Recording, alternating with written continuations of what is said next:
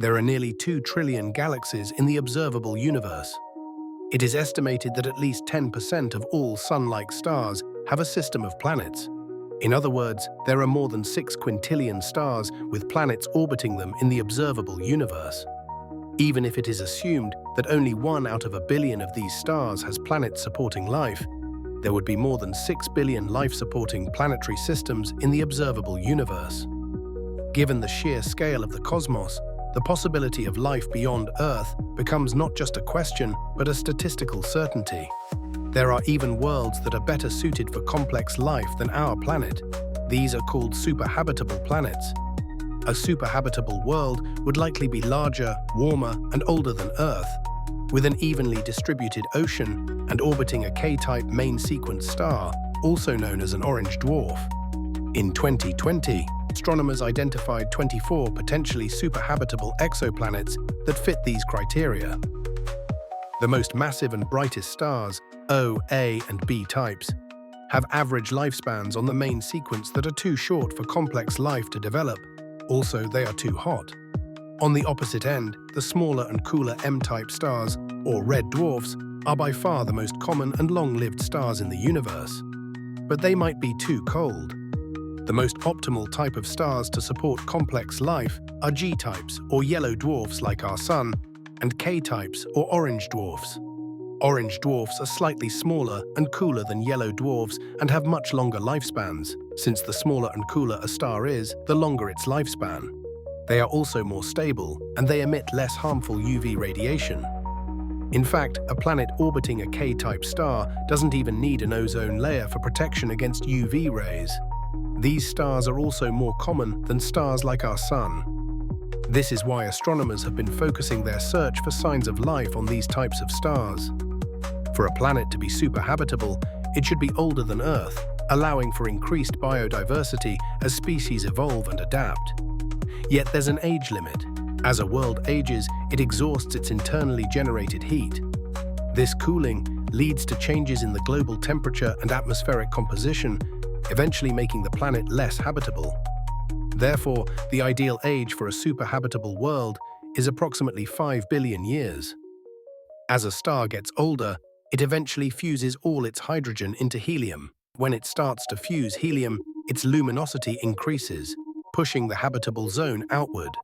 Earth's orbit lies near the inner edge of the solar system's HZ, which could harm its long-term livability as it nears the end of its HZ lifetime.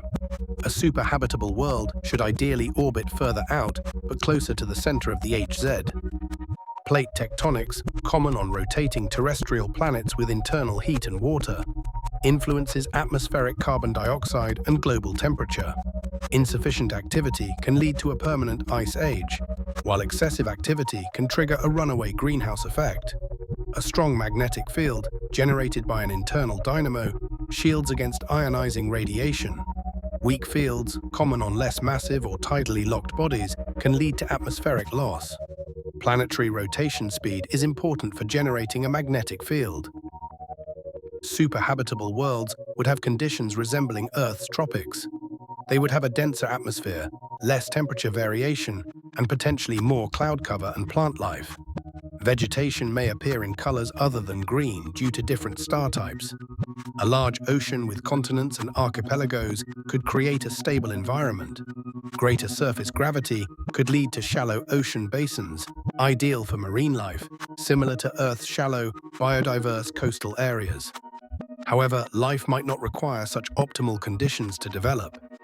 F-type stars are described as the upper limit for stars that can potentially support life, as their lifespan of 2 to 4 billion years would be just sufficient for life to evolve. They are bluish-white and emit large amounts of harmful, ionizing ultraviolet radiation, and without the presence of a protective ozone layer, this radiation could disrupt the DNA of life on a planet's surface. However, if life on primordial Earth started in an underwater environment and water keeps the UV from reaching life forms, then it's entirely possible for there to be life in the oceans of planets orbiting such stars. In fact, it is possible that more UV could jumpstart the genesis and evolution of life. In addition, hotter stars would have wider habitable zones, which would be another advantage of looking for habitable planets around F-type stars. If UV does indeed prove to be too problematic, then a planet orbiting at around where Mars orbits our Sun, but around an F-type star, would actually be better off than Earth, receiving only 95% of the Earth's UV irradiation. Due to the low luminosity of red dwarfs, on the other hand, the habitable zone is in very close proximity to the star, which causes any planet orbiting too close to become tidally locked, resulting in one side being permanently day and the other permanently night, causing one side to become scorching hot and the other side freezing cold. However, intense cloud formation on the star-facing side of a tidally locked planet can likely reduce the overall temperature differences between the two sides of the planet. A large moon orbiting a gas giant inside such a star's habitable zone would be able to have a day and night cycle even though the planet is tidally locked to the star. The sheer number of red dwarfs statistically increases the probability that there might exist habitable planets with the right conditions orbiting some of them. Red dwarfs account for about 85% of stars in the Milky Way. There are expected to be tens of billions of super-Earth planets in the habitable zones of red dwarf stars in the Milky Way. Life on Earth may have actually originated in stable subsurface habitats. It has been suggested that it may be common for wet subsurface extraterrestrial habitats such as these to teem with life. Living organisms may be found more than 6 kilometers below the Earth's surface. Geothermal energy sustains ancient ecosystems, supporting large, complex life forms. Similar environments may be found in oceans pressurized beneath solid crusts, such as those of Europa and Enceladus, well outside of the habitable zone. Several complex multicellular life forms have been identified with the potential to survive conditions outside the conservative habitable zone. Numerous microorganisms have been tested in simulated conditions and in low Earth orbit. An animal example is the tardigrade, which can withstand extreme temperatures well above the boiling point of water and the cold vacuum of outer space. Another possibility is that outside the HZ, organisms may use alternative biochemistries that do not require water at all. Methane may be a solvent conducive to the development of cryolife, with the Sun's methane habitable zone being centered on 1.6 billion kilometers from the star.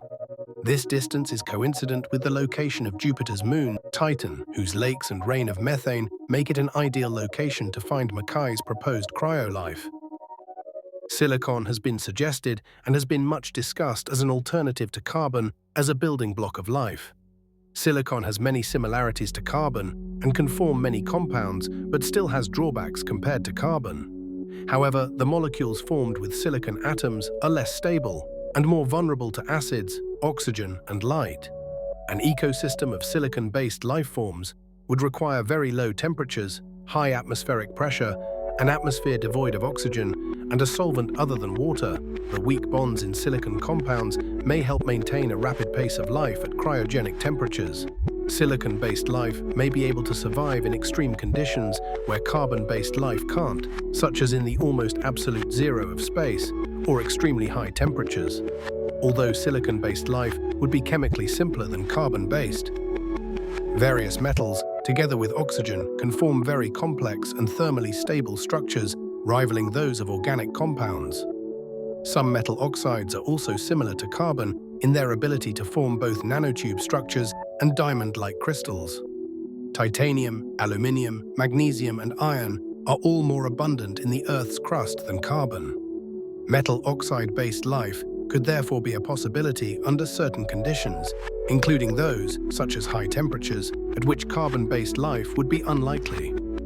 And finally, perhaps the most interesting, cosmic necklace-based life, composed of magnetic monopolies connected by cosmic strings, could evolve inside stars.